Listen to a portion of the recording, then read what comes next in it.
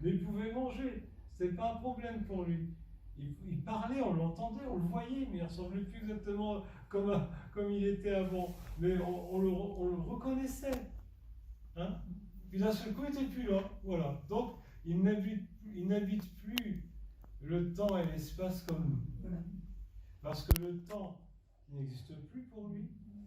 L'éternité, c'est le présent pour toujours, on pourrait dire. Hein? Et puis après, il n'habite plus non plus l'espace comme nous. Parce que nous, on est extrêmement limités dans notre espace. Hein? On est là sur notre petite planète, là. On est ici, on n'est pas en même temps ailleurs. Sauf si on a la grâce de la bilocation comme Saint Pio. Et c'est une grâce justement qui découle de la résurrection du Christ, la bilocation. Oui, tu vois? Donc on sera à la fois restauré dans toute notre humanité, dans tout ce que je suis. Parce qu'aujourd'hui, ce que je suis n'est pas non plus accompli. Puisque c'est mon être de chair, ma personne, est encore mortelle. Capable de souffrir aussi, et aussi capable de pécher. Tu vois, ça, le ressuscité n'est plus capable de souffrir, n'est plus capable de mourir, et n'est plus capable de pécher. Et la mort, c'est déjà un progrès. Je parle de la mort biologique. Hein. Pourquoi? Parce que quand on est mort, on n'est plus capable de pécher. Voilà. J'aimerais encore une question. Ah, oui, attends une seconde. Olivier, vas-y. Excusez-moi. C'est pour compléter la résurrection. Oui. Moi, je pense à la Sainte Vierge qui est apparue à plusieurs endroits ici encore. Il y a les Bouchards, par exemple. Il y a une bonne homme qui a pris la main de la Sainte Vierge. Oui. Et qui a senti la chaleur de oui, sa main. Oui, tout à fait. Donc, c'est un corps vivant. Jacqueline, elle était tiède la main de la Sainte Vierge. Et puis alors, la Sainte Vierge, elle faisait un bisou sur la main des petites filles. Elle sentait les lèvres de la Sainte Vierge. Et même, tu te souviens, maman, elles sont restées marquées dans... Ah oui, pendant plusieurs dizaines de minutes, on a vu les lèvres lumineuses sur les mains des petites. Pour arriver à l'école pour les montrer aux religieux, mais ils ne sont pas arrivés à temps. Et ça s'est été passé avant. Et comme l'archange Gabriel apparaissait en même temps que la Sainte Vierge, comme à l'Annonciation, il était comme à genoux, de biais, il regardait la Sainte Vierge. Elle nous envoyait ses deux yeux, disait la plus petite. Hein. Donc, Jeannette. Donc, j'ai même vu ces deux yeux quand on lui dit que c'était pas vrai. Hein. Alors, c'était un être spirituel, tout d'or, enfin un être, mais c'était pas un homme.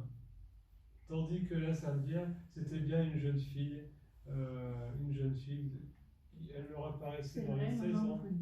Et elle s'effaçait quand le prêtre commençait la messe, l'apparition s'effaçait. Parce qu'elle ne voulait pas être en avant de son sacrement. Voilà. Ça, c'était important. Lors de l'adoration, l'apparition disparaissait. Parce que c'était Jésus qui était là. Donc Jésus ressuscité, celui qui me dit qu'il ne l'a jamais vu, c'est qu'il n'a jamais vu une hostie consacrée. Jésus a montré ses stigmates aussi.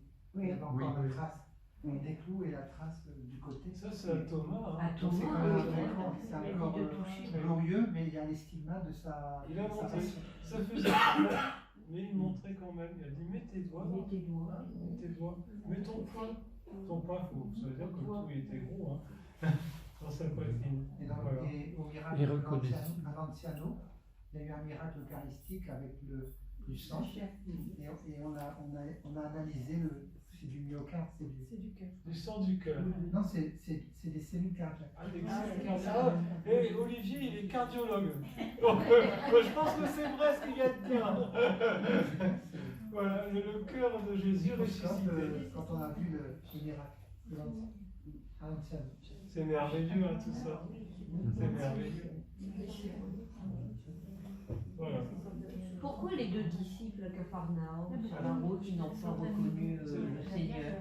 Ah, pourquoi je préfère? Alors oui, Jésus voulait susciter notre foi. Moi, j'ai vécu cet événement-là d'une certaine façon avec mon papa. C'était en 1988. Et le Seigneur avait permis pour moi de connaître une période brève, hein, peut-être un mois, de profond doute, de doute très profond. Au point où je me demandais si j'allais continuer le séminaire. Et puis quand on est allé papa m'a emmené en montagne, hein, maman s'en souvient, et puis là, pendant une promenade, comme les disciples d'Emmaüs, j'ai exprimé un petit peu tous mes doutes qui portaient sur la mort et la résurrection du Christ. Et puis, au moment on est allé à la messe, les cloches ont sonné, on était comme s'il y avait un aimant, et que nous on était de la ferraille, on était attirés. Les papa n'étaient jamais en retard, mais comme on n'était plus trop convaincus, on était dans les derniers. On s'est mis dans les derniers bancs. Et quand le prêtre a célébré la messe, les hommes des enfants de chœur étaient blancs, ses vêtements étaient blancs, le linge sur l'autel était blanc aussi. Le linge sur l'autel, ça représente le linge dans lequel on a mis le corps de Jésus, hein, dans sa tombe. Hein. Parce que l'autel, ça représente la tombe de Jésus, dont il est sorti vivant. Hein. Donc, quand on a vu toute cette blancheur, on a comme senti quelqu'un qui était là. C'est très difficile à expliquer. Comment on pourrait dire? C'est comme si vous êtes dans la cuisine, faites la cuisine à deux en même temps. Par exemple, deux époux font la cuisine ensemble, et puis ils se tournent le dos. Mais on sent qu'il y a quelqu'un. On sent la présence de l'autre. C'était la même chose. On a été communiés au corps du Christ, hein, le corps du Christ eucharistique, et on a senti vraiment la présence du ressuscité. Et je me souviens très bien que quand papa allait mourir, il avait peur de mourir, et je lui ai dit, souviens-toi des disciples d'Emmaüs. Alors les disciples d'Emmaüs, c'était un peu ça, le Seigneur avait permis qu'ils soient dans une nuit intérieure, comme tous les autres, hein. À part la Sainte Vierge. Et donc ils étaient partis de Jérusalem, qu'est-ce qu'ils allaient rester là, hein. Donc ils repartaient à leur maison, sûrement. Hein. Bon. Et puis voilà, sur la route, il y a un troisième homme qui arrive, ils ne peuvent pas le reconnaître, papa. C'est parce que son visage n'est pas reconnaissable en fait. Ils ne peuvent pas le reconnaître au sens théologique du terme. Ils ne peuvent pas le regarder comme le Christ. Il avait été condamné par le Sanhédrin, il est mort, il n'est pas descendu de sa croix, donc c'était pas le Messie. On s'est planté, on s'est trompé. Donc il lui parle avec lui, puis ils sont émerveillés de tout ce qu'il lui dit. Mais malgré tout, ils reconnaissent quoi. Et au moment où il rompt le pain, comme nous à la messe, ce jour-là, mais là, ils ne le voient plus. Ils n'ont plus besoin de le voir. Parce qu'ils croient. Et la réflexion que je m'étais faite, c'est qu'ils avaient dit à Jésus, mais viens avec nous, parce qu'il se fait tard, Oui. on suppose qu'il y a du danger, Oui. mais après, brûlant de l'avoir revu, ils n'ont pas tenu. Il a fallu qu'ils repartent vers Pierre. Donc Oui. une longue route à faire. Ils ont fait toute la route, sans lumière sur la route, avec peut-être des brigands, à toute vitesse pour revenir au Cénacle. Et Hein? donc, quand au Babi, C'est Jésus qui dit quelle heure. Hein? c'est vrai que Il va sonner, mais 3 minutes. Hein. Voilà. Et donc, quand une âme est touchée par Jésus, Ouais. eh ben, elle n'a plus peur. Non. Non. C'est ça que j'ai pensé la dernière fois. Comme quand Je ils voudrais ont dire quelque parti, chose. tout à l'heure. On a parlé des fins dernières, Oui. de ce qui se passe après la mort. Et moi, je trouve qu'il ne faudrait pas oublier non plus les agonisants, Ah oui. les dernières minutes Mm. avant la fin dernière.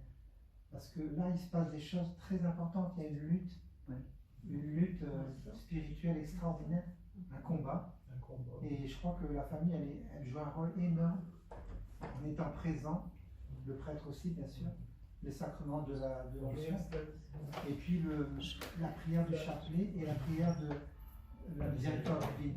Voilà, le chapelet de la divine miséricorde que Jésus a donné à Sainte Faustine. Il faut le dire auprès du chapelet de la divine miséricorde, auprès des agonisants, très très important. Voilà. Et quand la personne elle décède, une personne qui décède, l'âme, l'esprit, elle reste avec ou elle s'en va? C'est ça que je voulais Non, savoir. ça s'en va. Au moment du décès, parce que moi j'ai eu l'expérience en fait. Au bout de 2 jours, dans la chambre où il y avait monsieur décédé, d'un seul coup, la fenêtre bien fermée, hein, il y avait pas, elle s'est ouverte et il y a eu une rafale de vent, alors il n'y avait pas de vent du tout. Et puis après, ça a duré l'espace de 3 secondes, et puis hop, tout est redevenu calme.